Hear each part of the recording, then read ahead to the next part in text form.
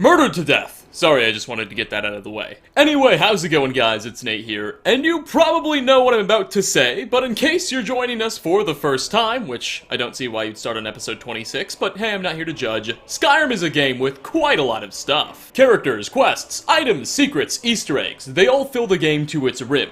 So much content that nearly 7 years later, some of us may have missed out on some of the game's more subtle moments. So today we'll be taking a look at 10 tiny details you may still have missed in The Elder Scrolls V Skyrim, Part 26. Starting off, Jarl Igmund is the ruler of Markarth, capital of and largest city in the Reach. He's an older fellow, and notably, isn't very afraid of the return of the dragons. Markarth itself is an ancient Dwemer city, built of stone, which is quite sturdy and rather not very flammable. So he's nowhere near on edge as the rest of the region. Interestingly, something else worth noting about Igmund is that he owns a couple of dogs who live with him at his royal court in Understone Keep.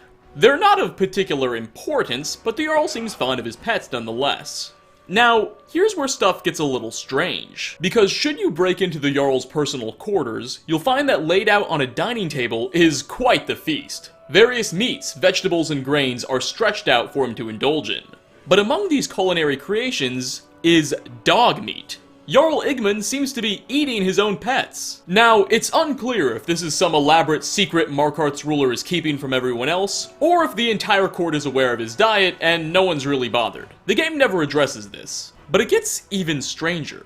You see, Jarl Igmund's dogs were acquired from a man named Banning. Banning is the city's local resident war dog trainer and caretaker that can be found by Markarth's stables. In fact, the player can even purchase a war dog from the man to become a follower, if you so desire. Banning himself will also offer you a quest to deliver a strange, spiced beef to Understone Keep to be fed to the Jarl's dogs, as evidently he's still responsible for providing them with food. Now, this spiced beef is already a little suspicious, but in the Daedric quest, The Taste of Death, it's revealed that Banning is actually a secret cannibal, and that spiced beef is almost certainly people meat. Therefore, the Jarl's dogs seem to eat people, only to be eaten by people, i.e. their owner, the Jarl. A strange cycle indeed. Next on our list, we're going to be sticking around in Markarth's Understone Keep.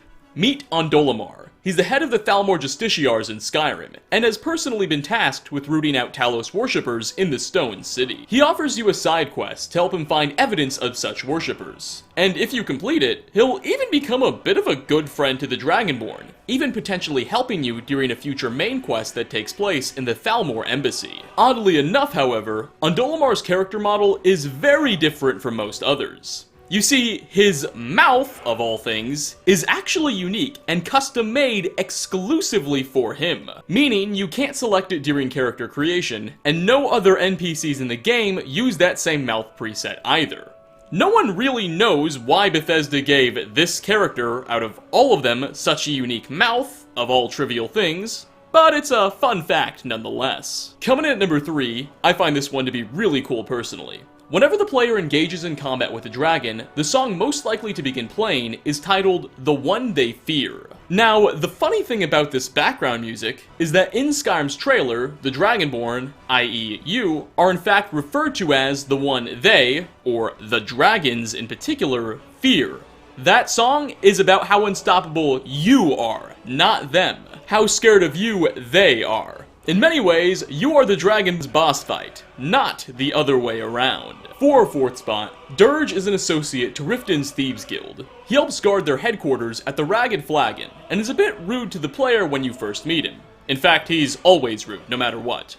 That said, Dirge isn't involved in any quests, nor is he an essential character, so he pretty much just hangs around in the background all the time. Despite this perceived insignificance, there may be more to this gruff Imperial than meets the eye, as Dirge in fact appears to be a reference to the X-Men character known as Gambit, who used the name Dirge as an alias when he was a member of the New Orleans Thieves Guild earlier in his life, according to the comics. Perhaps our bitter friend in Skyrim has something he's not telling us. Halfway through at number 5, ward spells can be used to block both Frostbite and Charis Venom Spits. Now, this doesn't make a whole lot of sense, because in the game, it's explicitly stated that ward spells are only functional against magic-based attacks, and not physical projectiles, or in this case, liquids. Well, the reason wards still work against these two very much physical projectiles is that in the game's code, Frostbite and Charis Venom are registered as spells. Bethesda seemingly did this just because it would be easier from a technical perspective. All they would have to do is add in a spell that had an animation similar to a weird liquid thing, and then assign a damage property to it. And then of course assign it to Charis's and Frostbite spiders. Of course, wards are programmed to block against any magic-based attack. And since these venom attacks are technically magic, the wards are effective. Sixth, Durnever is a, or more specifically, the, dragon living in the Soul Cairn. A plane of oblivion where the spirits of those who have been soul-trapped are condemned to spend all of eternity. Durnever was unlucky enough to find his way here after making a pact with the Ideal Masters, the mysterious rulers of this horrifying realm, in which he promised to guard the Soul Cairn until a specific individual inside of it passed away. In exchange, once the person did in fact die, Durnever would be granted an entire undead army to invade the world or something. Alas, that person was in fact an immortal vampire, so the dragon was deceived into guarding the Cairn for all of eternity. When the player enters the Soul Cairn during the Dawnguard DLC questline, you'll eventually be forced to confront and fight Durnever. Afterwards, you'll get a chance to speak with this dragon for a brief moment. He'll give you access to a new shout that allows you to summon him for a brief period of time in the mortal world to act as a bit of a companion and helper. However, if you've already played through Skyrim's vanilla storyline and defeated Alduin, some new dialogue will be unlocked with Durnever, in which he commends your accomplishments. Even in the Soul Cairn, the defeat of the World Eater has reached my ears, Dovahkiin. You may not be Dova, but the defeat of Alduin earns you the right of title. Likewise, if you haven't started Skyrim's main storyline, or at least completed the quest Dragon Rising, in which you discover you're the Dragonborn, you can still ask Durnever why he calls you Dova. However, instead he'll say he's simply not sure, he just feels it's appropriate. Next, Ember Mine is a dungeon that exists just northwest of Helgen. It's been taken over by bandits, and is the possible setting of a variety of Radiant quests. Funnily enough, however, the entire location seems to be a subtle reference, or Easter egg, alluding to a Dungeons & Dragons podcast, which was played by Will Wheaton, a man named Scott Kurtz, and a few other players back in 2009. During that game, Scott Kurtz claimed that his dwarven character, creatively named Binwin Bronzebottom, had a father who was forced to quit drinking after the Ember dwarves took over the man's mind, and he had no money left and way too much stress for such a luxury. Additionally, inside Ember Mine in Skyrim, the player can find the remains of a skeleton, lying next to a note, presumably written by this fallen man.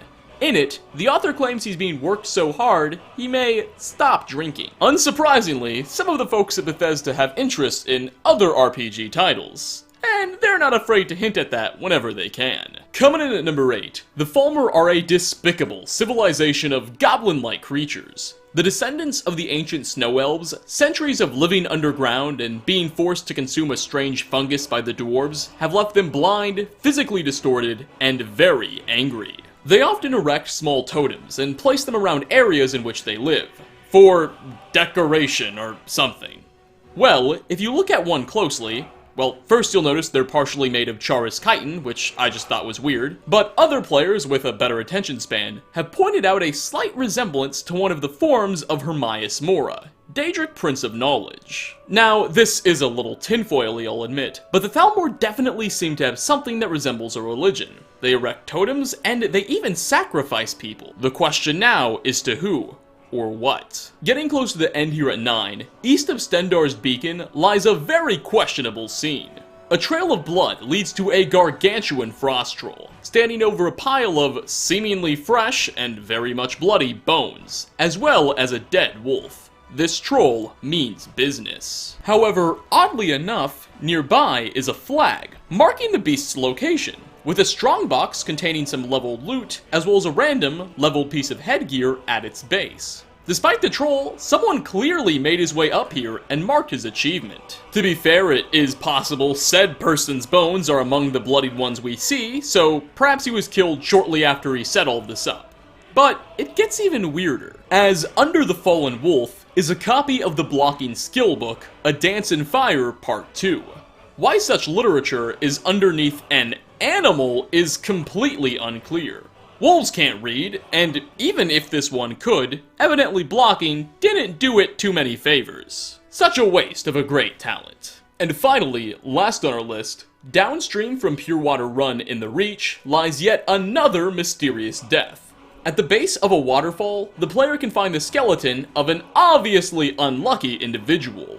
Though, strangely, the remains are still clutching onto a warhammer, and nearby is a completely intact coin purse. So surely this man wasn't killed by another, otherwise his belongings would have been stolen. And considering he was so easily able to hang onto his hammer, and he's not directly under the waterfall, it seems unlikely that the water is the culprit either. We can cross out animals, they certainly would have made a mess. Perhaps he's Thor and just didn't survive the fall to the ground. Whatever the story here is, only the waterfall knows, and she ain't talking. But on that note of mystery, we are going to wrap up. Yet another 10 tiny details you may have missed in the Elder Scrolls V Skyrim Part 26. Thanks for stopping by, everybody. Which of the details on this list did you find to be the coolest? And what tiny little secrets have you noticed in Skyrim that others may not have? Leave a comment down below. As we delve deeper and deeper into this series, I find your comments more and more helpful, so please do continue them.